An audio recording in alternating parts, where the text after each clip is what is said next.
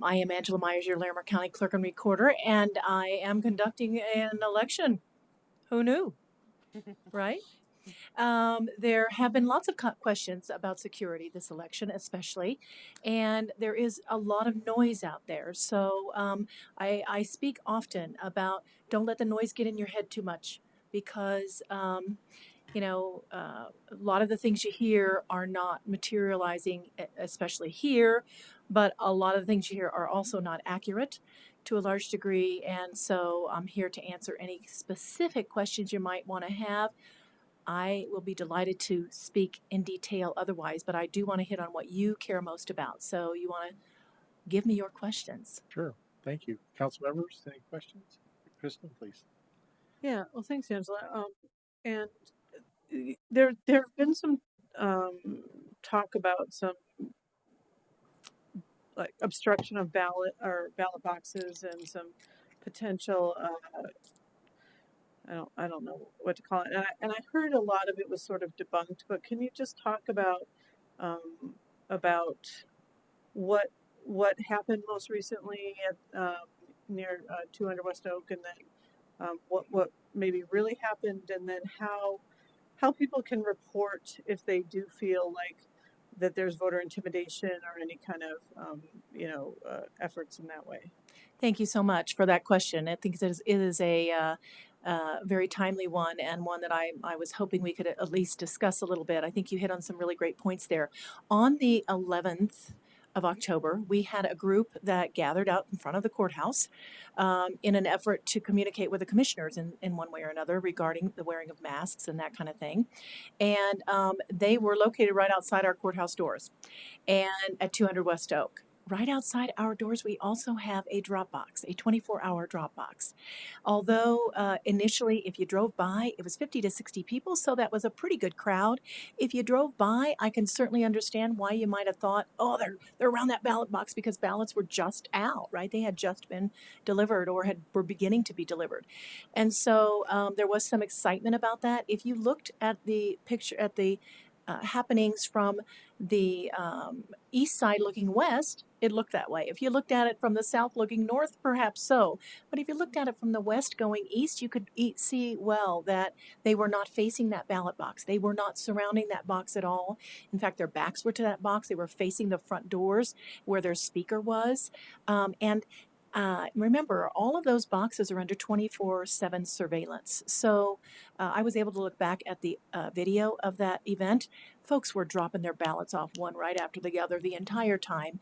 I also observed someone walking right through the crowd who was not obstructed in any way. And unfortunately, there was one person who coughed at a couple people dropping off their ballots, which I think, speaks to common human decency more from my perspective. I don't think any of us would do that. Just being a decent human being. So unfortunately, it did happen near the end. But generally, the crowd themselves, we had one bad actor, it looked like in the video. Now, if someone drives by one of those sites, I got word of it because one of my staff members heard about it on social media, saw it on Facebook. I got in my car immediately when I was alerted by my staff member. I don't live all that far. And by the time I got to the courthouse, they were already gone. But had I been notified right away when someone saw that, I'd have been up there pronto and been asking those folks to move outside the 100-foot limit.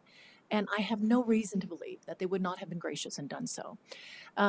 And so I encourage everyone, contact me first if you think there's an issue. My direct line number, 970-498-7852, rings at my desk. If I'm not there and if my assistant doesn't answer it, it will go to my cell phone. So you got access to me 24/7 anytime you think something might be occurring. It's best for me to get the word right away rather than broadcasting it in some way that really doesn't get the right message out. For those folks, I urge folks who might be posting things on social media, remember the folks you're likely to touch are going to be the folks who perhaps think more likely like you do, and maybe you're turning your own folks away before getting the clear message that perhaps it really isn't what it appeared to be. I had something just this morning on a radio cast, where someone called the radio station and said they had voted the day before. They had a friend that had voted the day before at the ranch, and they had used one of our electronic units there, and that the electronic unit, even though they tried to press yes, it kept switching to no. And I got alerted by one of my staff members right away. Folks, that site is not even open yet. Okay, so this is how easily bad information can get perpetuated. And so I ask everyone, if you think that has happened, if you receive information in that regard, call me first directly. I am all about it. Take it very seriously. Thank you very much. I appreciate that. You bet. So you're the person to call, not necessarily the police or anybody Well, else. certainly if you feel threatened, Sure. call the police. But if you're driving by and you see that site has got some action there that maybe you don't feel all that comfortable with, call me and I will get over there. And in the meantime, go to another drop box. There are 18 across Larimer County, and many of them are drive up sites. You don't have to get out of your car. At every opportunity that I could, I cited them that way because I think drive-through drop-off is way more convenient for folks, and they eliminate a lot of those issues you might encounter. And is the 100-foot line demarked, It is demarcated? at all Okay, those so boxes, people yes, can and all our know voting what sites as well. Okay, thank you Yes. very much. What else? Other council members? Ross? Yes. Oh yeah, I just wanted to say thank you. I dropped my ballot off at the senior center ballot drop off box on Friday. Got checked on in the Secretary of State's website on Monday, and then received today. The signature had been verified, so things seem to be moving very quickly through and efficiently. And Larimer County has long been a leader in the centralized ballot processing department. So I appreciate that. And the 100-foot line was demarked at the senior center. I observed it. I have a question. At one point, I think it was earlier in September, your office had put out a call for election workers. I believe. Well, can you tell us? Are you still needing election workers? Has your need been met like many other counties, and then some? I have to tell you what, I always encourage folks to be election workers. We call them election judges, but that should not intimidate you. It is that's what they're all called, election judges. As Councilwoman Gadowski can attest, it is a wonderful experience, and it is the one place, at least one of the places, where you will see the best of humanity. These people work in bipartisan teams. They have very differing political perspectives, and they work extremely well together. They know they have a higher calling, and that is the integrity of the election.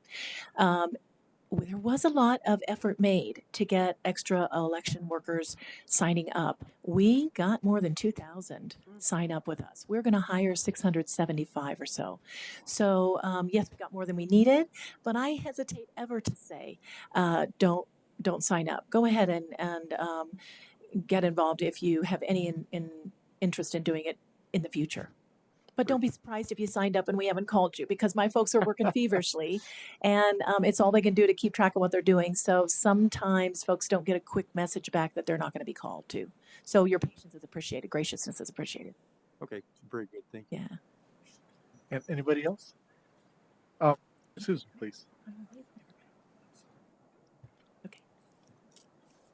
Oh, yeah. Apparently some folks feel uncomfortable. I felt I was far enough away from everyone, and I want to be sure you can hear me. So go ahead. I can hear you. And I wanted to follow up on that about the working the elections as I had for years before doing this. I think that the most refreshing experience of all of working was working with three people, not two parties and one unaffiliated. That idea of having the red lanyard, the blue lanyard, and the black lanyard. For one thing, everything is safe.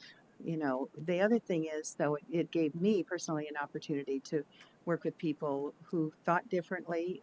But the nice thing was that we weren't able to talk about it. And so you got to know people for who they were.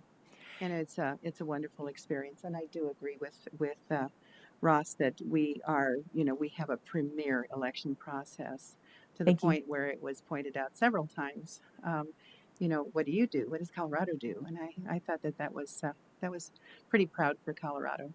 Thank you so much So- for that. You know, you've had a lot of experience helping us, I know. And, if folks question the process, I typically tell them, come be an election judge, because Mm. I get some real curmudgeons, I call them sometimes, and I'll tell you what, I've yet to have anyone come through that was not just really amazed Mhm. by the very things you're speaking about. As well as any election worker knows, I take political conversation very seriously. It is absolutely not allowed during the process, and no exceptions. And so I think that's what you're demonstrating there. It's a beautiful thing, really. Mhm. Yeah. Also, Angela, could you share your phone number again with us? 970-498-7852 directly to me. Cool. There's been some conversation. Do I have another question, or can I go on a ahead. little bit? Okay, there's been some conversation about security with respect to what happens with those ballots once they get collected at those drop boxes, right? I've heard some folks say, I want to drop my ballot myself, and I want to drop it exactly where it's counted. There is no such place where ballots are counted exactly where they are dropped anymore. That's a misnomer.